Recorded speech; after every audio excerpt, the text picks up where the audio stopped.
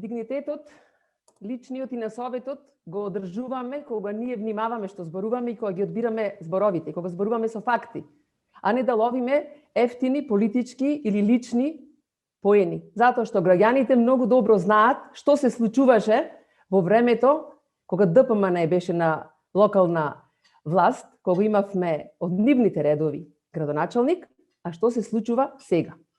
И ве молам, ќутете на многу теми, меѓутоа на темата образование најгласно да молчите. Најгласно да молчите. Топ-шоп градоначалник, да наречите жена, градоначалничка, која што иницираше 2 закони за да ја поправи катаклизмата на битолското образование кое што вие, почитувани колеги, ја оставивте. Ево најмала рака примитивно. Да ве подсетам кои се тие закони. Бидејќи вие многу добро знаете кои беа тие закони, меѓутоа, еве, уште едно мало подсетување. Кои беа законите иницирани уште со самото доаѓање на градоначалничката Наташа Петровска како нов градоначалник и челник на локалната самоуправа предводена од СДСМ и коалицијата. Законот за превоз во патниот сообраќај, закон со кој учениците може да се возат со истиот превоз и по истите цени како и останатите патници. И уште едниот инициран закон, закон за дополнување на законот за финансирање на единиците на локалната самоуправа. Да ве подсетам, колеги советници, вие, односно вашите представници во парламентарниот дом, гласавте против или излегувавте кога се носе овие 2 закони. Зошто? Зашто знаевте дека сме на добар пат да го решиме проблемот со образованието, проблемот кој што вие упорно и длабоко го продлабочувавте и со тоа ја влечевте општина Битола назад. Еден од најгорливите проблеми, а можеби и најгорливиот проблем. Ништо ново не понудивме. Ништо ново не понудивме. Ајде да видиме. Знам дека добро памтите, меѓутоа уште подобро памтат децата и нивните родители кои што се возеа на следните релации. Ништо ново не понудивме.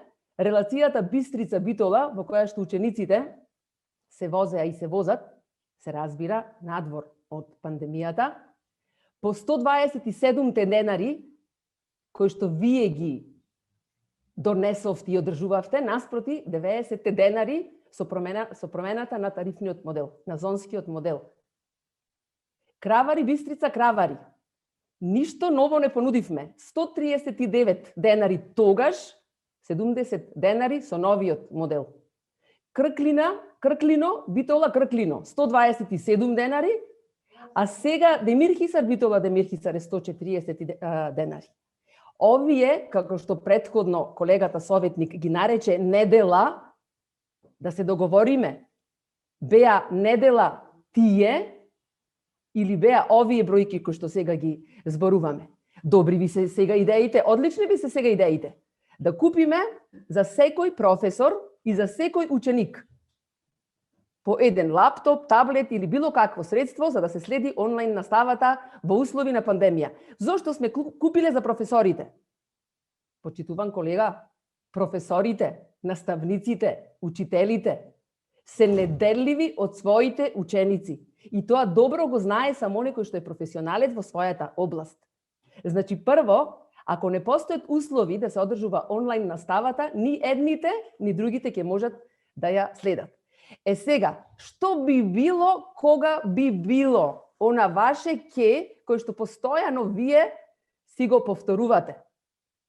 4,4 милиони евра се викаше битолската катаклизма, долгот на битолското образование, кој што оваа градоначалничка, водејќи ја оваа локална самоуправа и потегнувајќи централни нови политики во образованието, нови политики, е таа што успеа таа катаклизма да ја доведи на еден ред.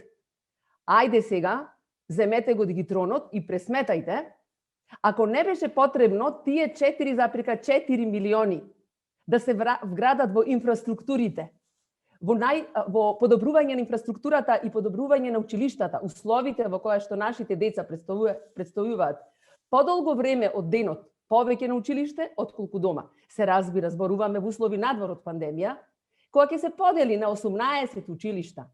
колку пари сега ќе можевме да одделиме за секој училиште и колку таблети, лаптопи, десктопи ќе можевме да купиме за секое од нив.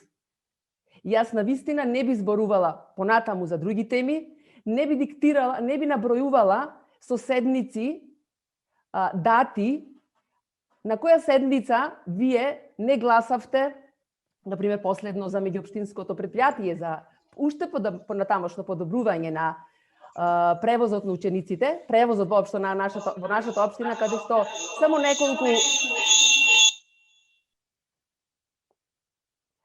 само неколку дестинации не се решени од тие причини, тоа меѓуопштинско предпријатие, ние тука по Советот почнавме да го формираме.